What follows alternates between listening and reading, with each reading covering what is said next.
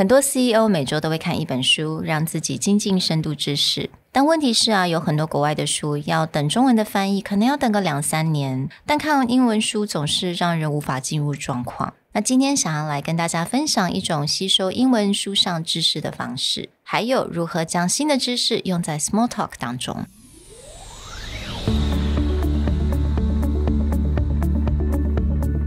Hello， 欢迎来到 Executive Plus 主管与沟通力的 Podcast。I'm Sherry, an educator, certified coach, and style enthusiast. 我相信专业有效的沟通是语言跟逻辑的完美结合。And I'm Nick, a startup consultant, corporate trainer, and late-night gaming junkie. I believe great communication requires the right mindset and solid frameworks. 我们希望带给大家职场英语的技能、跨文化沟通技巧与其他能帮助您成为出色领导者的工具。Join us each week as we share our experience, research, and methodologies to take your communication and language skills from good to great.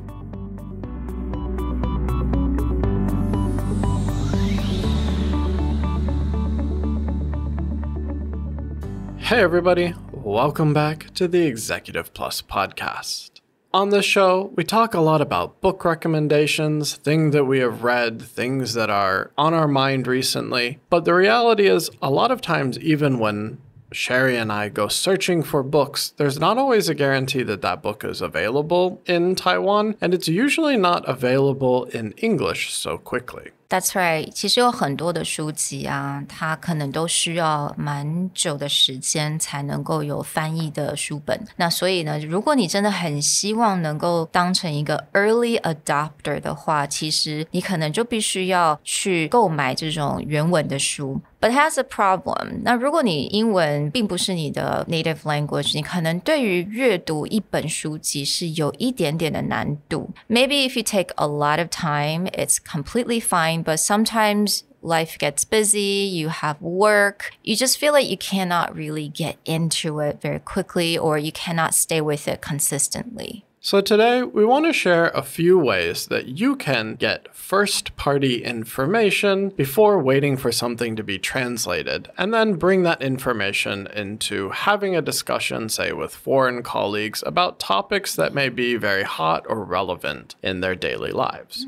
For me, what really inspires me to do this type of episode is actually I've joined a book club, an online book club. I'm the only person in Asia. All of my other book club people are across the US and they're working in tech companies, and the topics of conversation that are grabbing them are also starting to drive some of the book choices that we're getting. So for example, a brand new book called Like, Comment, and Subscribe came out about the history of YouTube, and we actually started that book in the book club within 3 days of it coming out and starting to have discussions about it. And that becomes really interesting because YouTube is currently going through a United States Supreme Court case because they use algorithms to recommend videos. And now it's come into question whether those recommendations should be considered legal. Can you sue YouTube if it recommends something that is not appropriate, maybe for your children, or they're currently being sued because they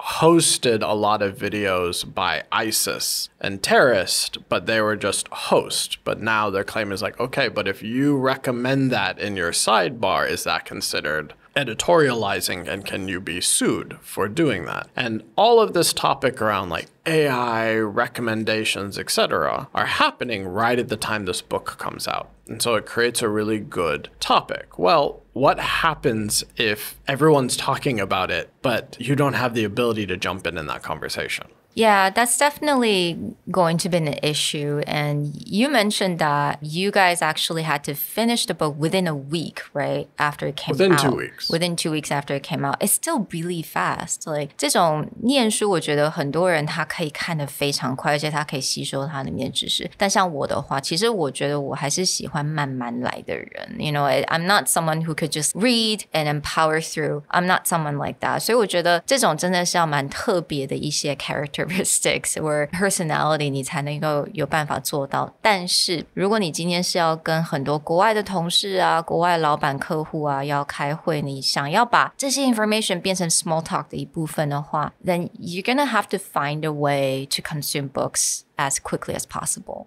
So today we want to share a few options about how to consume information, first party or get the most relevant information, perhaps if you're not a native speaker or you don't have a lot of time, and then also how to talk about that information. So getting into that first piece, one of the things that happens for people who do a lot of reading or get a lot of recommendations, in the case of like Andrew and I, is most often we'll find that you don't always have to read the whole book in order to get the most important information. In fact, almost every author, especially business book author, probably gave a lecture at a university or in some kind of public forum where it was recorded. TED Talks can definitely be one. I mean, Simon Sinek talks about start with why in a TED Talk long before he writes the book. Other ones were one of my favorite books, Good Strategy, Bad Strategy. The author gave a lecture at Oxford, which covers the majority of what he wants to say in about an hour. So this is a really great way. It's like if you just want to pull the main points, you want to get the most relevant examples, you can usually just find a talk, find a lecture. Yeah. Sometimes it's already been translated because the lecture usually happens before the book comes out. So this is a great way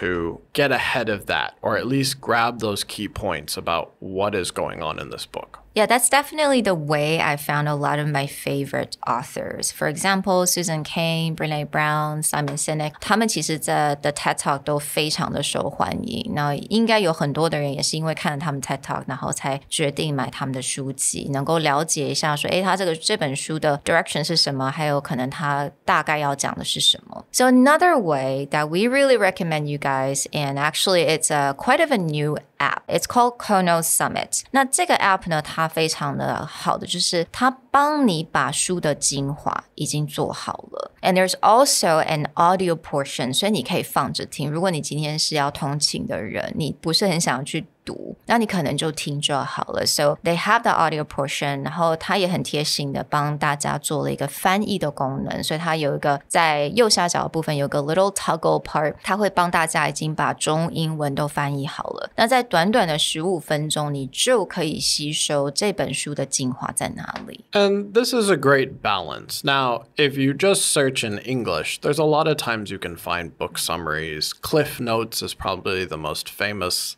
book summary, which causes issues because high school students don't read what they're supposed to, and they'll just look at the Cliff Notes. But a lot of times these online summaries in English are written for native speakers. And even though they're distilling down the key ideas, if there's a lot of very complex concepts, if there's a lot of difficult or specific terminology, say to the industry, or that person is trying to use, they use it in a way that it's still difficult to absorb unless you know the context of where it's going. So finding this app actually works out really well because they actually give you an English summary, but they also give you a translation of that summary, and then they do a breakdown, which means you don't need to worry about, do you understand it the first round? There's multiple ways to absorb this information and make sure that you can speak about it in English, but that you fully understand the concept in any language.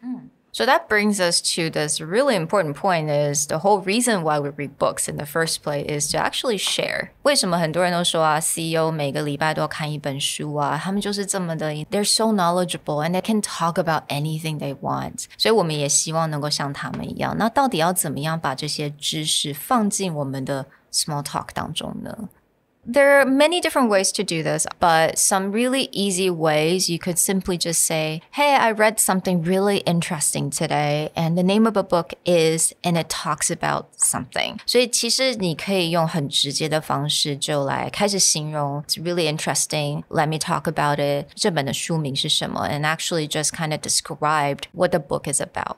Another way that you could do this is you could start by asking them if they've read a book recently. Like, have you read this book? And if their answer is yes, then great. You get to have a conversation. If their answer is no, then you can actually make a recommendation. It's like, if you're really interested in this thing, then I recommend, For example, Andrew did this to me a couple months ago, but it was like, have you read the book, The Power Law? And I was like, oh, I haven't read it. And he was like, it's a really great overview of the history of venture capital in Silicon Valley. If you want to kind of see how it emerged and how all these big names we talk about came about, it's a great place to start. And also, if you're just having a conversation with someone and this person brought up something, 那这个 topic 可能跟你最近看的书其实是蛮类似的，或者是让你想起这本书, then you can definitely say, here's something I read really recently and it really reminds me of what you just talked about. Yeah. Oh, I recently picked up Brene Brown's book talking about understanding yourself and understanding your emotion. And it reminds me of when you were talking about going to your retreat a couple months ago. Or if you simply just wanted to talk about your weekends, right? People do that a lot with small talk. You can just say, oh, I spent a few hours on my own in a coffee shop and I read this book. The book is really interesting and basically it talks about this. 所以我觉得在很多分享的时候，我觉得你可以帮大家做一个总结. So like actually offer a summary of the book. That's probably the best way, or like a really short elevator pitch of the book. That's probably the best way to introducing to someone. Yeah, you don't need to become audible and give an entire rendition of the audio version of it. But if it's something you've been into lately, I've really been into the psychology of happiness recently. And so I read this book called 10% Happier.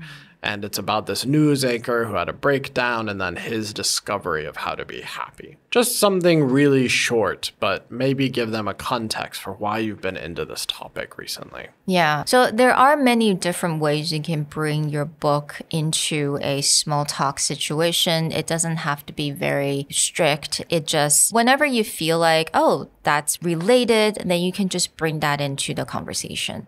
We hoped you enjoyed this discussion about how to think about getting more first-party information faster when it comes to the latest book, the latest article, things that are coming out that may be a great topic around your office, or as a way to make a connection with your international customers and clientele. Now, that second recommendation we have about Kono Summit, we actually have a special deal in place after looking through the app and having a discussion with the owner about why we think this is so important, and we want to bring this opportunity to you guys. So for anyone who's really interested in Kono Summit and learn more about it, we do have a link in our description in our show notes. 那这个 link 呢，你可以直接看到这个 Kono Summit 它一些非常好的优点是在哪里，真人说书啊，还有它有中英文逐字翻译，然后它可以让你15分钟就可以听这些书的精华。那这些书呢都是欧美的一些畅销的书籍。那还有啊，你在每一个月你都还可以去 vote. You can actually vote for the book that you wanted to see the next month. 那 Kono Summit 也提供我们听众优惠码，能够让大家免费畅听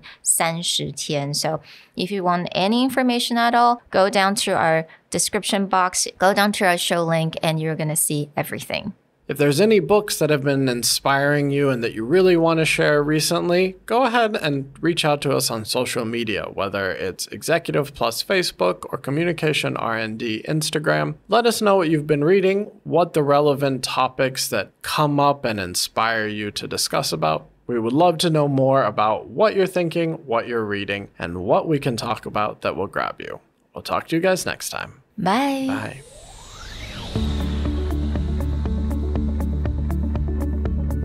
The Executive Plus podcast is a Presentality Group production, produced and hosted by Sherry Fang and Nick Howard. You can search us on Facebook, 主管英文 Executive Plus. You can also find us on Instagram, Communication R&D, and email us at sherry@epstyleplus.com.